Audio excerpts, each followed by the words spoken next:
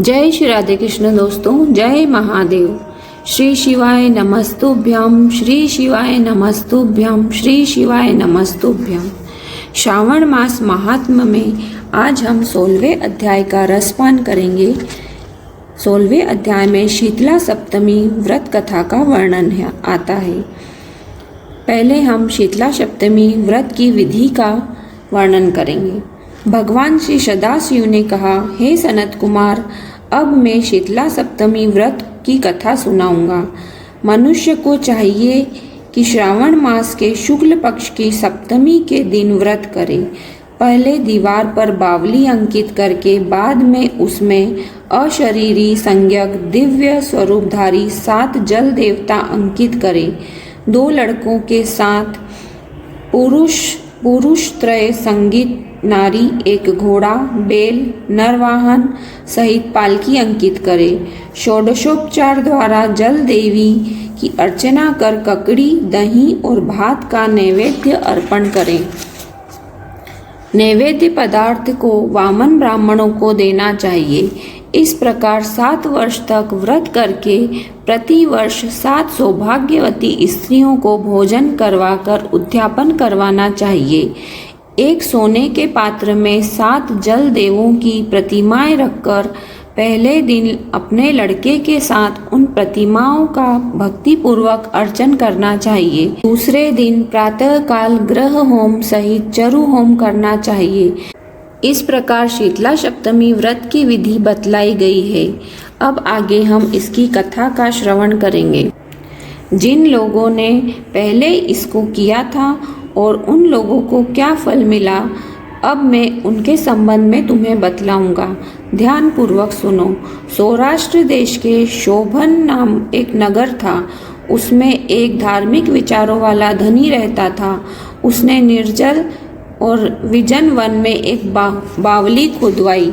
उसमें जाने के लिए बहुत सा धन व्यय करके पशुओं के उतरने के लिए तथा प्यासे यात्रियों के जल पानार्थ कीमती पत्थरों की सीढ़ियां बनवाई, जो टिकाऊ भी थी और मजबूत भी थी।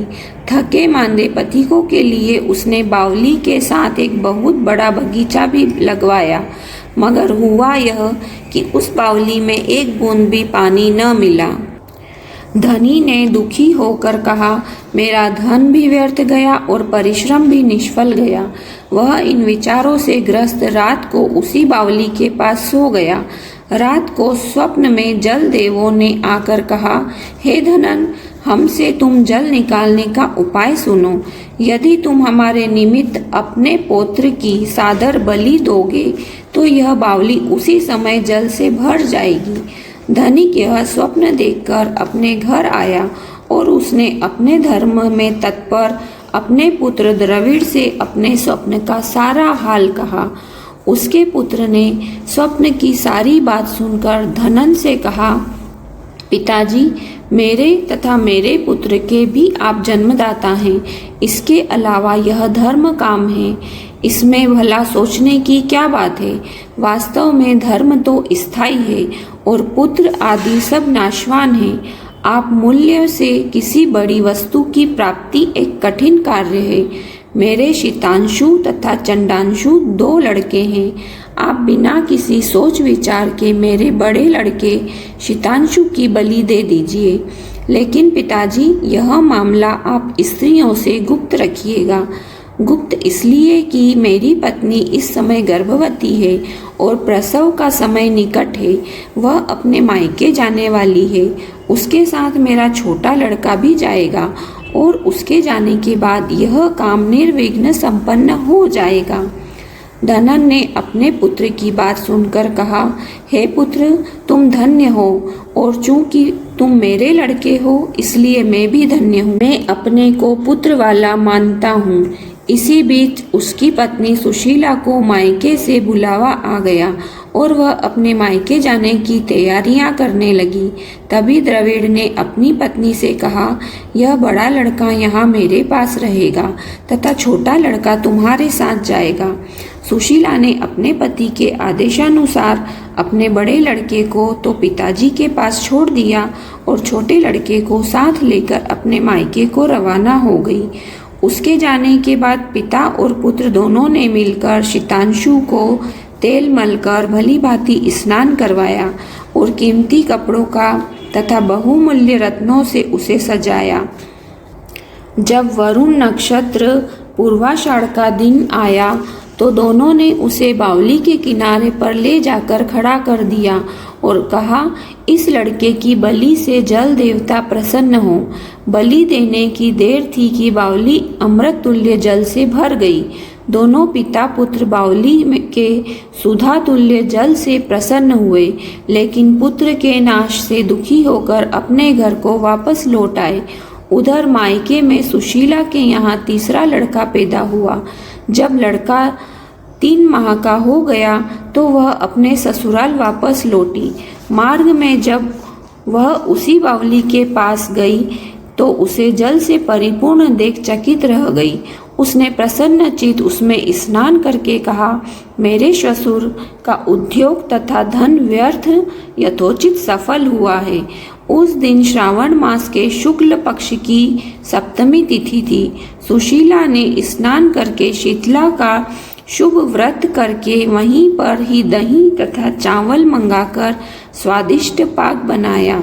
जल देवता का अर्चन करके दही, चावल और ककड़ी का नैवेद्य देकर वामन ब्राह्मणों को दे दिया। अपने साथ वालों के सहित आप भी दही, चावल और ककड़ी का भोजन किया। वहां से सुशीला का गांव 4 कोस पर था।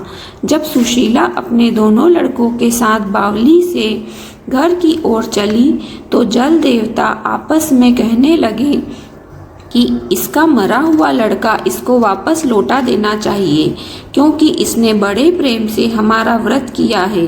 उन्होंने सुशीला का मृत पुत्र जल से बाहर निकाल दिया और उसे विदा कर दिया। जब लड़का पालकी के पीछे माताजी कहता हुआ दौड़ा, अपने लड़के की आवाज़ सुनकर सुशीला ने पीछे मुड़कर देखा। वह उसको देखकर चकित रह गई और उसको गोद में बिठाकर उसका सिर सूंघने लगी, लेकिन उसने लड़के से कुछ नहीं पूछा। सोचा, यदि इससे कुछ पूछूंगी तो यह डर जाएगा। वह सोचने लगी कि इसने जो बहुमूल्य गहने पहने रखे हैं, यदि इसे चोर ले जाते तो अगर इसको घर में से पिशाच पकड़कर लाए होते तो वह भला इसे छोड़ते कैसे, और इसकी जुदाई के कारण घर वालों का न जाने क्या हाल हुआ होगा। बस इसी प्रकार सोचते हुए उसका घर आ गया। उसके आने का समाचार सुनकर पिता और पुत्र दोनों सोचने लगे कि सुशीला अब हमें क्या कहेगी और हम उसे क्या उत्तर देंगे। इसी बीच में अपने तीनों लड़कों सहित सुशीला ने मकान के भीतर कदम रखा। श्वशुर तथा पति ने बड़े पुत्र शीतांशु को देखकर आश्चर्यचकित तथा प्रसन्न होकर उससे पूछा, हे सुभद्रे, तूने किस पुण्य या व्रत को किया था? हे भामिनी, निश्चय ही तुम पुण्यव्रता हो। इस शीतांशु को मरे आज 2 मास बीत चुके हैं। तुमने इसे दोबारा कैसे प्राप्त किया? तथा बावली भी जल से परिपूर्ण हो गई है। जाते समय तुम यहाँ से एक पुत्र को लेकर गई थी और आते बार 3 पुत्रों को साथ लेकर आई हो। हे शुभ्रे, वंश का तुमने उद्धार किया है। हे शुभामने, मैं तुम्हारी क्या स्तुति करूं। इस प्रकार उसके ससुर ने प्रशंसा की और पति ने प्यार भरी नजरों से उसकी तरफ देखा। सास ने भी उसकी स्तुति की। उसने प्रसन्न होकर कहा, यह सब सुमार्ग का पुण्य फल है। वह इस संसार में मनोभिलाषित भोग भोग कर परमानंद होकर, हे तात, तुमसे मैंने यह शीतला सप्तमी का व्रत कहा है। इसमें दही, चावल, ठंडा शीतल ककड़ी, फल, बावली, जल तथा शीतला देवता कहे गए हैं। इसे करने वाले तापत्रय से मुक्त होते हैं। इस कारण श्रावण मास की शुक्ल पक्ष की सप्तमी का नाम यथार्थ शीतला सप्तमी हुआ है। बोलो भोलेनाथ भगवान की जय। काशी विश्वनाथ भगवान की जय। श्री शिवाय नमस्तुभ्यं, श्री शिवाय नमस्तुभ्यं, श्री शिवाय नमस्तुभ्यं।